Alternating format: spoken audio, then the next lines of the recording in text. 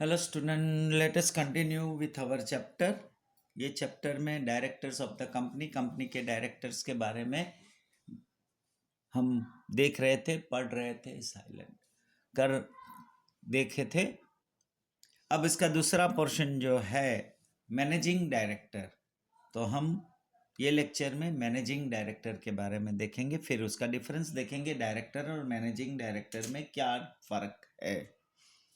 Now provisions of the companies act for the managing director के लिए companies act में क्या प्रोविजंस मेंशन किया हुआ है। According to the companies act, all the management power is empowered with the board of directors.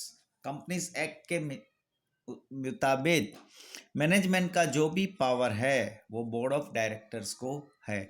However, board of directors may not be able to come to the company every day। जैसे रोज company में board of directors को आना possible नहीं होता। Not only that, they may be staying in different cities, और उसके अलावा हो सकता है कि वो डिफरेंट सिटीज़ में भी रहते हो। So they may not able to look after day to day problems, और वो रोज के प्रॉब्लम्स को देख नहीं सकते। Not able to look after day to day problems, to resolve the problems and for management. ये प्रॉब्लम्स को सॉल्व करने के लिए और मैनेज करने के लिए अ मैनेजिंग डायरेक्टर और मैनेजर इज अपॉइंटेड, और उसके लिए मैनेजिंग डायरेक्टर या मैनेजर को अपॉइंट किया जाता है। Thus the managing director manages day to day management of a company. Managing director जो है वो कंपनी का रोज का जो भी मैनेजमेंट करना है उसको मैनेज करते हैं।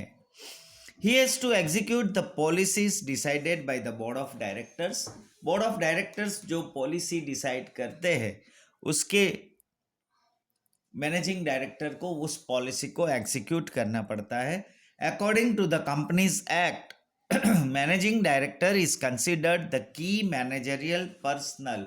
KMP जो हम 11th स्टैंडर्ड में पढ़ चुके हैं, KMP का मतलब की मैनेजरियल पर्सनल में कंपनीज एक्ट के मुताबिक ये मैनेजिंग डायरेक्टर की पोस्ट उसमें आता है, इम्पोर्टेंट पर्सन में होता है, and a full time employee of the company, और वो कंपनी का फुल टाइम एम्प्लॉई है।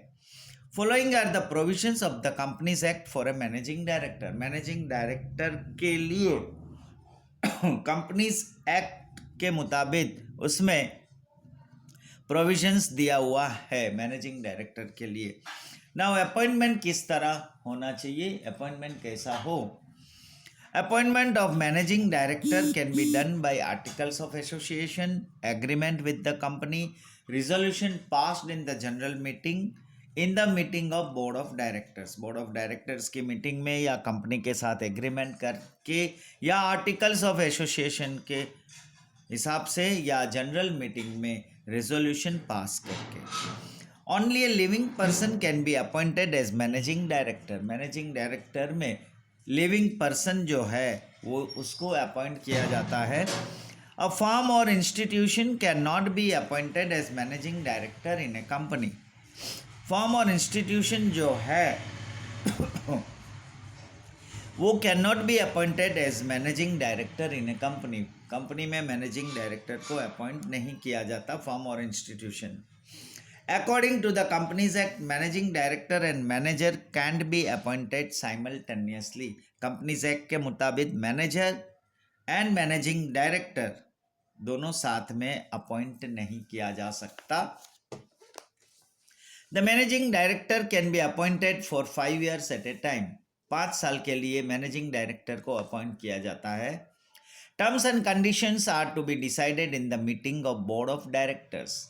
उसकी जो कुछ भी टर्म्स एंड कंडीशंस होगी वो बोर्ड ऑफ डायरेक्टर्स की मीटिंग में डिसाइड होता है। Appointment should be approved in the general meeting. General meeting में उसकी अपॉइंटमेंट अप्रूव्ड होना ज़रूरी है। Reappointment of managing director can't be done before the expiry of term of the managing director. Managing director की term expired होने से पहले managing director को रीअपॉइंट नहीं किया जा सकता। If managing director is appointed other than original terms then the approval of central government is necessary. अगर मैनेजिंग डायरेक्टर की appointment other than original terms के अलावा अगर होती है तो सेंट्रल गवर्नमेंट का अप्रूवल नेसेसरी है, ज़रूरी है। Company registrar should be inform about the appointment of the managing director form MR1 within 50 days of appointment. Managing director को अपॉइंट करने के बाद 50 दिन के अंदर उसका अपॉइंटमेंट के बारे में कंपनी रजिस्ट्रार को इन्फॉर्म करना ज़रूरी है। Managing director can work in maximum in 2 companies. Managing director जो है वो 2 कंपनी में कर सकता है वर्क, 2 कंपनी से ज़्यादा में वर्क नहीं कर सकता। Resolution is essential to work in 2 companies. दोनों कंपनी में काम करता है तो उसके लिए रेजोल्यूशन एसेंशियल है। Now, qualifications and disqualifications of managing director. In the Companies Act, there is no specification for the qualifications of managing director. Managing director की qualification के बारे में Companies Act में कोई clear specification नहीं है, no specification, कोई भी specification नहीं है। The appointee should be experienced, creative, technocrat, subject expert and capable of taking proper decision in critical times।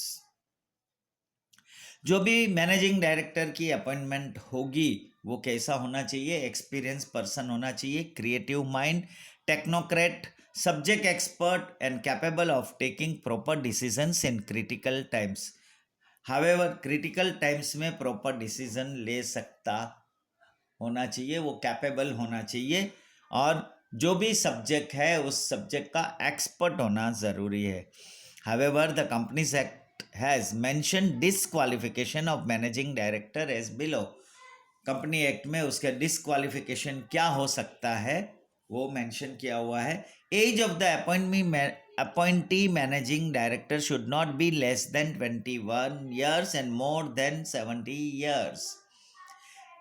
Managing director को जब भी अपॉइंट करते हैं तो उसकी एज का ध्यान रखा जाता है, वो 21 साल से नीचे नहीं होना चाहिए और 70 years से अबोव नहीं होना चाहिए, otherwise he is disqualified. He should not have been declared to be insolvent at any time. वो कौन सा भी टाइम पे वो इंसॉल्वेंट डिक्लेयर नहीं होना चाहिए। He should not have suspended payment to his creditors का पेमेंट को सस्पेंड नहीं किया होना चाहिए। If he has been convicted by a court of an offence for more than 6 months for breach of any law prevailing in India, he is not qualified for appointment. Very important. Managing director कभी disqualified हो जाता है जब वो किसी offence में, गुनाह में कोर्ट ने कन्विक्ट किया हुआ है 6 months के लिए और उसने कोई भी लॉ को ब्रीच किया है, लॉ को तोड़ा है, प्रिवेलिंग इन इंडिया के किसी भी कोने से, ही is not qualified for appointment. Now remuneration of managing director का रेम्यूनरेशन मतलब उसका जो सैलरी जो हम बोलते हैं उसकी तनख्वाह क्या हो सकती है। The remuneration payable to a managing director is up to 5% of the net profit without consent of general meeting. General meeting की अप्रूवल के बिना जो भी नेट प्रॉफिट होगा उसका 5% उसका रेम्यूनरेशन दे सकते हैं, पे कर सकते हैं। 1% of the net profits of the company is payable to part-time managing director without consent of the general meeting। General meeting का कंसेंट के बगैर पार्ट टाइम वाला कोई मैनेजिंग डायरेक्टर अपॉइंट किया हुआ है तो कंपनी का नेट प्रॉफिट में से उसको 1% दे सकते हैं, पे कर सकते हैं। The remuneration payable to the managing director shall be determined in accordance with the provisions of the Companies Act or Articles of Association और the resolution of the company, company के रेजोल्यूशन के मुताबिक या आर्टिकल्स ऑफ एसोसिएशन के मुताबिक या companies act के provisions के मुताबिक मैनेजिंग डायरेक्टर की रेम्यूनरेशन पेमेंट होनी चाहिए. Where a company is required to restate its financial statement due to non-compliance with any requirement as per Act, the company shall recover from managing director remuneration received in excess during that period. Company का जो भी financial statement है उसमें restate किया हुआ है due to non compliance with any requirement as per act के मुताबिक अगर जो उसकी रिक्वायरमेंट को कंप्लायंस नहीं किया, फुलफिल नहीं किया है, तो company shall recover from managing director, company जो है मैनेजिंग डायरेक्टर से रिकवर कर सकता है remuneration received in excess during that period.